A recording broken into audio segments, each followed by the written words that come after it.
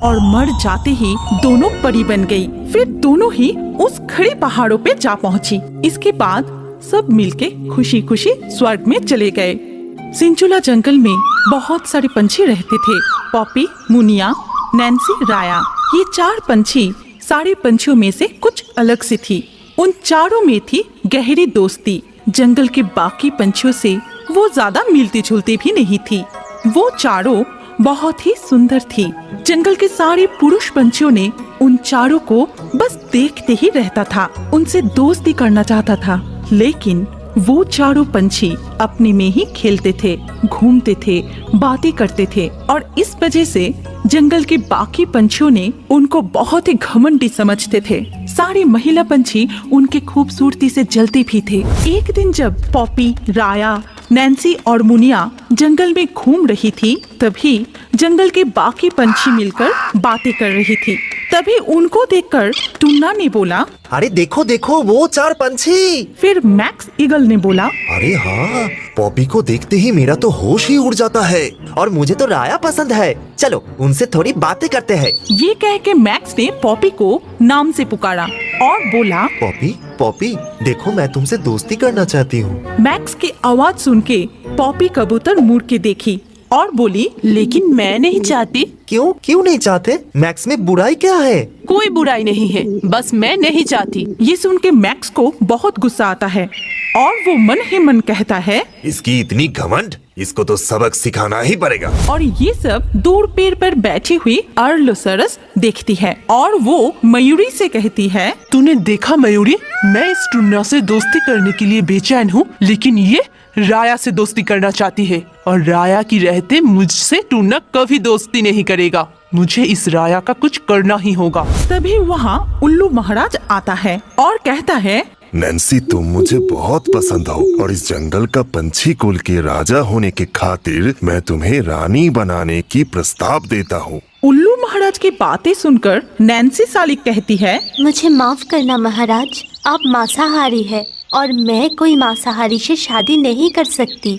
क्या तुम्हारी इतनी साहस कि तुम मेरे प्रस्ताव मानने से इनकार कर रही हो? तुम्हें इसकी सजा जरूर मिलेगी। फिर उल्लू ने अपने प्रजा को आदेश दिया, मेरे राज की पक्षी प्रजाओ, नैन्सी को पकड़कर सूली पे चढ़ाओ, ये मेरा आदेश है। तभी थियो कौवा, अल्बर्टो काकातुआ, मैक्स ईगल और टुन्ना मिलकर नैन्सी सालिक को पकड़कर ले जाते हैं। ये देखकर पॉपी कबूतर, मुनिया और राया मैकाऊ विचलित होकर कहती है, नहीं नहीं, ऐसा मत कीजिए महाराज, नैन्सी को छोड़ दीजिए। लेकिन जब सब मिलके नैन्सी को सूली में चढ़ाने ही वाले थे, तभी अचानक से मुनिया उड़ते हुए आती है और खुद सूली पे बैठ जाती है और मुनिया को ऐसा करते देखकर सब चौंक जाती है। तभी नैन्सी चिल्लाती रोती हुई बोली, अरे तूने ये क्या किया मुनिया, क्यों किया?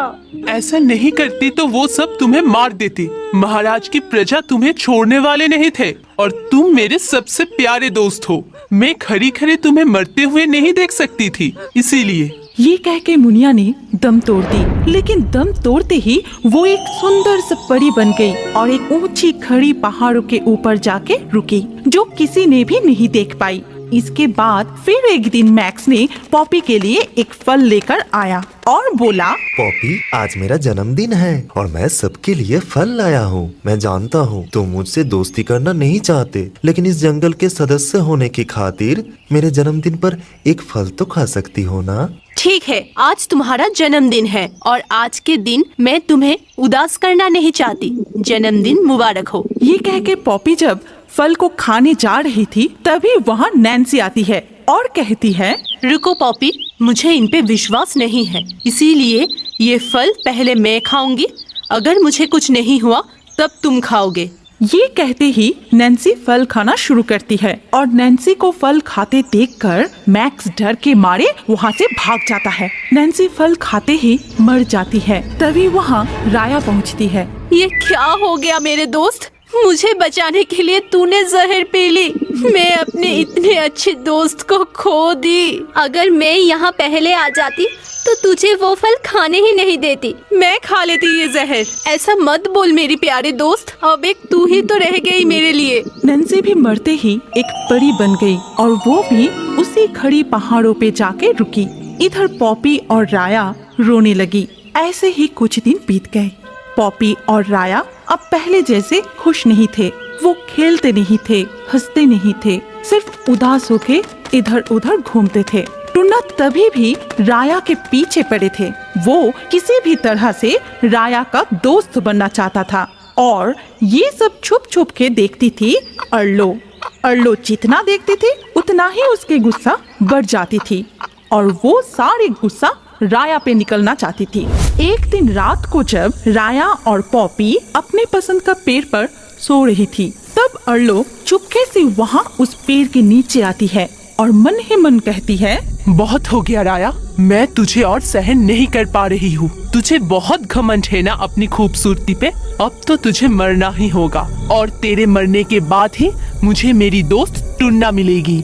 ये कह के अर्लो ने चुपके से उस पेड़ पे आग लगा दिया और उस आग से पॉपी राया को बचाने लगी। तो राया पॉपी को दोनों ने एक दूसरे को बचाते हुए आखिर में दोनों ही जलकर मर गई और मर जाते ही दोनों परी बन गई। फिर दोनों ही उस खड़े पहाड़ों पे जा पहुंची जहां पहले से ही नैन्सी और मुनिया रुकी थी। वो समझ नहीं पा रही थी कि वो चारों परी कैसे बन गई। वो समझ रही थी कि मरने के बाद क्या हर कोई परी बन जाता है। तभी वहाँ भगवान विष्णु आते हैं और कहते हैं, परियो, तुम ये सोचकर परेशान हो ना कि तुम मरने की बाद ऐसे परी कैसे बन गई। असल में तुम चारों देव सखिया थी, लेकिन मेरी श्राप से यहाँ पंछी बनकर जन्मी थी। क्योंकि तुम चारों परी अपनी अपनी खूबसूरती को लेकर हमेशा झगड़ती थी, एक दूसरे को नुकसान पहुँचाने में तुली रहती थी और इसीलिए मैंने श्राप दिया था कि तुम धरती पे पंछी रूप लेकर जन्म लोगी और यहाँ रहकर एक दूसरे को प्यार करना सीखोगे। और ऐसा कोई वक्त आता है तो बिना सोचे ही एक दूसरे के लिए अपनी जान तक दे दोगी, तभी तुम्हें मुक्ति मिलेगी। और आज तुम चारों मेरा श्राप से मुक्त हो। चलो अब स्वर्ग में वापस चलते हैं। इसके बाद सब मिलके खुशी खुशी स्वर्ग में चले गए। वृंदावन के घने जंगल पे पक्षियों के झुंड में टुन्ना अपनी माँ टुनिया, बाबा टुन्ना और भाई टुनटुन के साथ रहती थी। पक्षियों के झुंड के सारे पंछी आपस में खेलते थे, घूमते थे, बातें करते थे, लेकिन उन सब से अलग थी टुना। वो दिन भर सिर्फ भगवान कृष्ण का ही नाम जप करते थे और टुना को ऐसे देखकर सारे पंछी हंसते थे, उसे पागल समझते थे और उसको चिढ़ाते भी थे। एक दिन जब सारी पक्षियां बैठ के बातें कर रहे थे, तभी टुना अकेले ही कृष्ण भगवान के नाम जपते हुए नदी के किनारे पेड़ पर बैठी थी। हरे कृष्णा हरे कृष्णा हरे कृष्णा। तभी एक नन्हा सा बालक अपनी गाय के साथ खेलते हुए उस पेड़ के नीचे आता है। फिर, अरे तुम कौन से पंछी हो जो इतने मीठा से कृष्ण भगवान के नाम ले रहे हो? मैं टुना, लेकिन तुम कौन हो? क्या तुम्हें हम पक्षियों की भाषा समझ आती है? मेरा नाम मुकुंद है और मैं सबकी भाषा समझती हूँ। मेरे दोस्त गाय की भाषा, नाग की भाषा, पंछियों की भाषा, इस नदी की भाषा और हवा का भाषा समझ सकता हूँ। लेकिन तुम इतने अकेले में क्यों बैठे हो? क्या तुम्हारा कोई दोस्त नहीं? मुझे किसी से भी बात करना अच्छा नहीं लगता। मैं तो पूरा दिन कृष्णा भगवान की नाम जपती हूँ और इसीलिए सब मुझे चिढ़ाते हैं, परेशान करते हैं। मुझे बहुत दुख होता है, लेकिन तुमसे बात करने में मुझे बहुत अच्छी लग रही है। ठीक है, तुम मेरे दोस्त गाय से मिलो। ये मेरा दोस्त गाय है, ये हमेशा मेरे साथ ही रहता है। अब चलो तुम्हें मेरे और एक दोस्त नागराज से मिलवाता हूँ। ये कह के मुकुंद गाय के साथ टुना को लेकर एक गुफा के पास जाता है। फिर, नागराज, ओ नागराज। जी प्रभु, क्या आदेश है? इनसे मिलो। ये है टुना, ये हमारा नया दोस्त है। अगर इसे कोई भी परेशानी हो तो तुम जरूर मदद करना। जी प्रभु। इसके कुछ दिन बाद एक दिन टुना जब एक फल खा रही थी, तभी ना जाने कहां से चील आके टूना की फल छीनकर उड़ जाता है और पीछे से सारे पंछी हंसने लगते हैं और चोंच से उसकी पंख खींचने लगते हैं। तभी टूना बहुत रोने लगती है। तुम सब बहुत बुरे हो। मैंने तुम लोगों का क्या बिगाड़ा है? क्यों परेशान करते हो मुझे? टूना जितनी रोते हैं सब उस पे उतना ही हंसते हैं। तो क्या बिगाड़ेगा रे छोटी सी पागल पंछी? मैं पागल नहीं हूँ, मैं कृष्णा भगवान की भक्त हूँ और देखना आप सबको कृष्णा जी एक दिन जरूर सजा देगी। अच्छा, तो हम भी देखते हैं कि इस वक्त को कृष्ण भगवान जी कैसे बचाता है और हमें कौन सा सजा देते हैं। तभी टूना और जोर जोर से रोने लगती है। इधर नागराज को टूना की रोने की आवाज सुनाई देता है। फिर ये तो टूना की आवाज है, वो रो रहा है। कुछ तो हुआ है, मैं जाके देखता हूँ। इसके बाद नागराज वहाँ पहुँच के चुपके से सब कुछ देखता है। फिर बड़ा सा नाग का रूप धारण करके सबको डराता है। अरे बाप रे, कितना बड़ा नाग! टूना हमारे दोस्त है, तुम सब टूना को परेशान करना बंद करो, नहीं तो मेरे जहर से कोई भी नहीं बच पाओगे। हमें माफ कर दीजिए नागराज, फिर कभी हम टूना को परेशान नहीं करेंगे। ये बात हमेशा याद रखना। टूना, तुम अपना ध्यान रखना, अगर कोई भी परेशानी हो तो जरूर बताना। मैं चलता हूँ। ठीक है नागराज, तुम भी अपना ख्याल रखना। फिर एक दिन टूना अपने भाई टुनटुन, माँ टुनिया और बाबा टुन्ना के साथ घास के दाने खाने के लिए खेत में उतरे। तभी दो शिकारी आए और जाल फेंककर उन्हें पकड़ लिया। फिर सब डर के मारे चिल्लाना शुरू किया।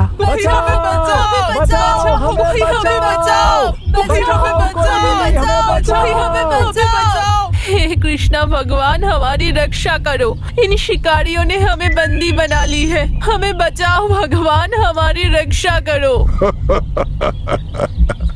जितना चिल्ला सकते हो चिल्लाओ, आज हमारे हाथ से तुम्हें कोई नहीं बचा सकता। तभी उस खेत में गाय भी घास खा रही थी और वो उन सबको पकड़ते हुए शिकारियों को देखा। तभी गाय दौड़ती हुई आई और अपनी सींग से जोर जोर से मारने लगी। अरे बाप रे, ये गाय कहाँ से आ गया? लेकिन ये अपने सींग से हमें मार क्यों रहा है? भागो यहाँ से, भागो! बाप रे बाप, ये गाय हमारा पीछा नहीं छोड़ रहा है। इधर मुकुंद आके जाल खोल के सबको मुक्त कर देता है। तभी तुम्हारा बहुत बहुत शुक्रिया मुकुंद, तुमने आज हमें बचा लिया। क्यों ना आते टूना, तुम तो मेरे दोस्त हो। और जब एक दोस्त बुलाए तो दूसरा दोस्त उसको मदद करने कैसे ना आए। ठीक है, मैं अब चलता हूँ, तुम अपना ख्याल रखना और जब भी जरूरत पड़े जरूर बताना। इसके बाद मुकुंद और गाय वहाँ से चले जाते हैं। तब से टूना के दिन बहुत अच्छे से काटने लगे। कोई भी उसे परेशान नहीं किया। वो रोज मुकुंद, गाय और नागराज के साथ खेलती थी, बातें करती थी, बहुत खुशी खुशी रहती थी। लेकिन एक दिन टूना डरा हुआ मुकुंद की ओर भागा और वहाँ पहुँच के टूना जोर जोर से कांपने लगी। अरे क्या हुआ टूना, तुम इतने डरे क्यों हो? हाँ टूना, डरो मत, हमें बताओ क्या हुआ है। एक अजीब सा चीज हमारा पीछा कर रही है, जो पकड़ा गया वही मार रही है। कुछ पता नहीं ये क्या है, कहाँ से आई है। ये कौन सा चीज है प्रभु? तुम जाके देखो नागराज। ठीक है प्रभु। इसके बाद टूना और नागराज उधर जाके देखता है कि एक बड़ा सा भयंकर अजीब सी चीज सबके पीछे भाग रहा है। अगर किसी को भी पकड़ लेता है तो वो तुरंत मर जा रहा है। सब चिल्लाते हुए भाग रहा है, मर रहा है। ये देख के नागराज अपने मुंह से आग निकल के उस चीज को नष्ट करने की कोशिश की, लेकिन कुछ फल नहीं हुआ। वो चीज सबको पकड़ने के लिए भागने लगे। तभी नागराज आके मुकुंद से कहा, प्रभु वो चीज बड़ा ही अजीब है, मेरे जहर से वो मरा नहीं, मेरी आग से वो जला नहीं, अब क्या होगा प्रभु? मैं देखता हूँ, मुझे ही कुछ करना होगा। जरूर असुर कुल ने इस अजीब चीज को भेजा होगा। तुम क्या करोगे मुकुंद? तुम तो एक छोटे से बच्चे हो। टुन्ना के बात सुन के मुकुंद सिर्फ हंसता है, फिर अपना विष्णु रूप धारण करके कहता है, मैं ही हूँ तुम्हारा भगवान कृष्णा, तुम्हारा दोस्त, तुम्हारा रखवाला। तभी वहाँ उस अजीब सा चीज टूना को पकड़ने के लिए आता है। तभी भगवान अपनी गदा को आदेश दिया, जाओ गदा, उस अजीब सी चीज को मार मार के उसका विनाश करो। जाओ, मेरे आदेश का पालन करो। जथा आज्ञा प्रभु। तभी गधा उस चीज को मारना शुरू करता है, लेकिन जितना भी मारो उससे कुछ नहीं हो रहा था। वो चीज मार खाता रहा और मुस्कुराता रहा। मुझे माफ कर दीजिए प्रभु, मुझसे नहीं हो पा रहा है, मैं थक चुका हूँ। तुम जाके देखो मेरे चक्र, उसके टुकड़े टुकड़े कर दो और उसके विनाश करो। फिर चक्र जाता है और उस चीज को काट देता है, लेकिन जितनी बार काटता है वो उतनी बार ही जुड़ जाता है। इस तरह चक्र भी थक जाता है। मुझे भी माफ करना प्रभु, मैं भी नहीं कर पाया। ये असुर कुल विनायक चालाकी से अपने शक्ति के बल पर ये अजीब चीज को बनाया है जिसे विनाश नहीं कर सकते, लेकिन जीव कुल को बचाने के लिए उसे प्रतिरक्षा शक्ति बढ़ाना होगा। और इसीलिए सबको मेरे इस शंख का पवित्र जल पिलाओ। ये पानी पीने के बाद जिसको भी वो चीज छुए उसका कुछ नहीं होगा। जाओ सबको पिला दो ये पवित्र जल।